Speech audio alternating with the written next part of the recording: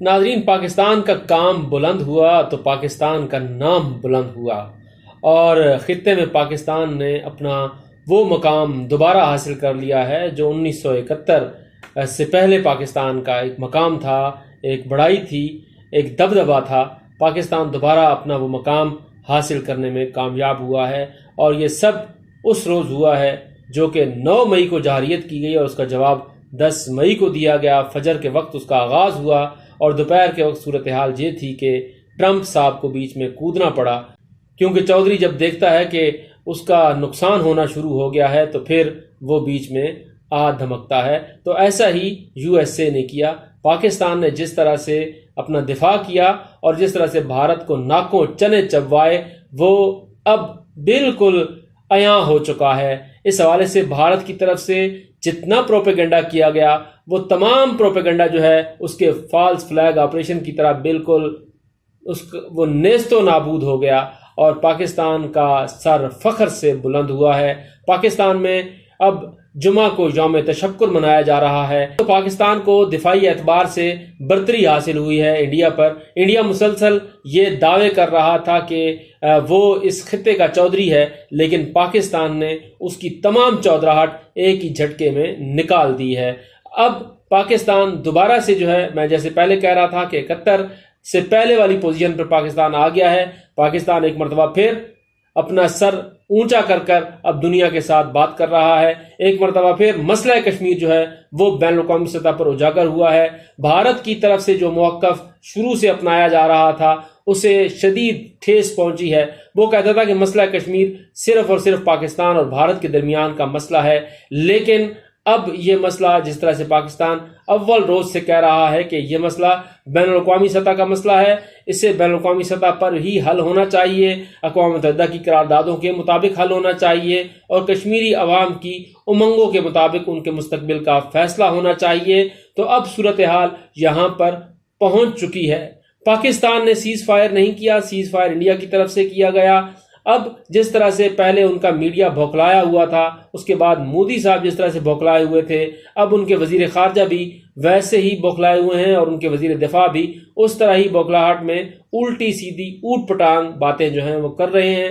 وہ باتیں آپ نے سنی ہوں گی پاکستان کے ایٹمی پروگرام کے حوالے سے، جس بھوکلاہٹ کا انہوں نے تذکرہ کیا وہ سب کے سامنے ہے۔ اب مودی جی جو ہیں وہ پارلیمنٹ کے ساتھ ساتھ عوام کو بھی منہ دکھانے کے قابل نہیں ہیں۔ انڈیا میں ایک بڑی تبدیلی آنے والی ہے، عنقریب اس تبدیلی کی ہوائیں جو ہیں وہ محسوس ہوں گے انڈین عوام کے ذریعے۔ اس کے ساتھ ساتھ ایک طرف تو صورتحال یہ ہے کہ پاکستان دفاعی اعتبار سے جو ہے اس نے اپنی برتری منوائی ہے، دوسری طرف پاکستان نے سفارتی محاذ پر بھی بڑی کامیابی حاصل کی ہے۔ سفارتی محاذ پر اس طرح سے کامیابی حاصل کی ہے کہ چین جیسا بڑا دوست جو ہے وہ پاکستان کے ساتھ ڈٹ کر کھڑا رہا، ترکی پاکستان کے ساتھ ڈٹ کر کھڑا رہا، آذربائیجان اور آذربائیجان کی عوام نے ڈٹ کر پاکستان کا ساتھ دیا۔ اس کے ساتھ ساتھ خطے کے جو دیگر ممالک ہیں، جن میں سعودی عرب ہے، جن میں ایران ہے، جن میں UAE ہے، انہوں نے بالواسطہ طور پر کردار ادا کیا اور پاکستان کے موقف کو درست موقف مانا۔ سیکرٹری جنرل UNO مسلسل پاکستان کے ساتھ رابطے میں رہے، پاکستان نے انہیں اپنے موقف سے آگاہ کیا، پاکستان نے انہیں بتایا کہ ہم نے اقوام متحدہ کے چارٹر کے مطابق اپنا دفاع کیا ہے۔ اس کے ساتھ ساتھ امریکن وزیر خارجہ کے ساتھ جو گفت و شنید ہوتی رہی، اس کے حوالے سے پاکستان نے اپنا موقف واضح کیا۔ برطانیہ، فرانس، جرمنی، یورپی یونین سمیت جتنی بڑی طاقتیں ہیں، جتنے اہم ممالک ہیں، ان سب ممالک نے پاکستان کے موقف کو سراہا ہے، اور اب یہ بات صرف پاکستانی میڈیا نہیں کر رہا، یہ بات اب انٹرنیشنل میڈیا کر رہا ہے۔ اچھا، اب یہاں پر یہ بات ہو رہی ہے کہ کیا پاکستان نے جو طیارے مار گرائے، جن کی تفصیلات، جن کے شواہد خود پاکستانی فورسز نے پریس بریفنگ کے ذریعے بتائی ہیں، اب ان تفصیلات کو انٹرنیشنل میڈیا بھی بالکل مستند قرار دے رہا ہے، اس کے اوپر دفاعی تجزیہ نگاروں کا موقف لے رہا ہے، ان سے جان رہا ہے کہ کس طرح پاکستان نے یہ کاروائیاں کی ہیں۔ اب دنیا جو ہے وہ دیکھ رہی ہے پاکستان کو ایک اور نظر سے، وہ دیکھ رہی ہے کہ پاکستان کس طرح سے ایک ذمہ دار ملک ہے۔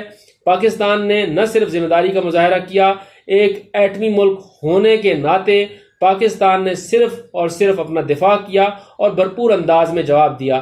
جس ٹیکنالوجی پر بھارت بہت اترا رہا تھا اس ٹیکنالوجی کا پاکستان نے بیڑا غرق کر دیا ہے۔ اب یہاں پر آتے ہیں کہ پاکستان نے تو اپنے دوستوں کے ذریعے جو ہے جس طرح سے اپنی پوزیشن پر برقرار رکھا، دوسری طرف انڈیا کے ساتھ کیا ہوا۔ آپ دیکھیں کہ روس جو ہمیشہ انڈیا کے ساتھ رہا ہے کشمیر کے معاملے پر، اس نے ہمیشہ انڈیا کا ساتھ دیا، ہمیشہ کشمیر کی قراردادوں کو ویٹو کرنے میں جو بڑا کردار رہا ہے وہ روس کا رہا ہے، لیکن اس صورتحال میں روس بھی غیر جانبدار رہا۔ روس نے بھی جو ہے وہ حمایت نہیں کی انڈین اگریشن کی، روس نے بھی حمایت نہیں کی انڈین حملے کی، بلکہ روس بھی اس بات پر رہا کہ اس معاملے کو بات چیت کے ذریعے حل کیا جائے۔ اس کے علاوہ فرانس دوسرا ملک ہے جہاں سے بھارت اپنا دفاعی ساز و سامان خریدتا رہا ہے، رافال جیسے طیارے جو ہیں وہ اس نے فرانس سے خریدے ہیں۔ فرانس بھی اس معاملے کو افہام و تفہیم سے حل کرنے کے موقف پر رہا ہے۔ جرمنی کا موقف بھی یہی رہا ہے اور یورپی یونین کا موقف بھی یہی رہا ہے۔ تو بھارت جن ممالک کو اپنا بہت قریب ترین سمجھتا تھا ان ممالک نے بھی اس صورتحال میں بھارت کا ساتھ نہیں دیا۔ اب یہاں پر آتے ہیں امریکہ کی۔ امریکہ جس کے اوپر بہت تکیہ کیے بیٹھے تھے مودی صاحب، بھارت کو اس کے حوالے سے بھی، اس کے رویے کے حوالے سے بھی بہت زیادہ تشویش لاحق ہوئی ہے۔ جس طرح سے یو ایس اے جو ہے وہ درمیان میں آیا، جس طرح سے یو ایس اے نے نہ صرف سیز فائر کروایا بلکہ اس کے ساتھ ساتھ انہوں نے یہ کہا کہ تجارت بھی ہوگی اور مسئلہ کشمیر بھی حل کیا جائے گا، تو بھارت کے لیے یہ ایک بڑا دھچکا ہے۔ تو پاکستان جسے بہت زیادہ پذیرائی ملی ہے، بہت زیادہ کامیابی ملی ہے، اس موقع پر اب لازم ہے کہ پاکستان کی عوام جو ہے وہ فیک نیوز سے دور رہے، مس انفارمیشن اور ڈس انفارمیشن سے دور رہے۔ میں صرف آپ کو یہاں پر ایک ہلکی سی جھلک کر کے آگے بڑھتا ہوں کہ پاک فضائیہ کے پائلٹ ہیں کامران بشیر، ان کے حوالے سے جس طرح سے پروپیگنڈا کیا جا رہا ہے وہ بالکل بے بنیاد پروپیگنڈا ہے، اور وہ پاک فضائیہ کے ایک مایا ناز جو ہیں نیویگیشن آفیسر ہیں، ان کے حوالے سے جو پروپیگنڈا کیا گیا ہے وہ بے بنیاد ہے۔ اس لیے اس طرح کے پروپیگنڈے میں نہ آئیں۔ پاکستان کو کسی پروپیگنڈے کی ضرورت نہیں ہے۔ پاکستان نے بھارت کے رافال طیارے جو ہیں وہ مار گرائے ہیں، پاکستان نے MiG-29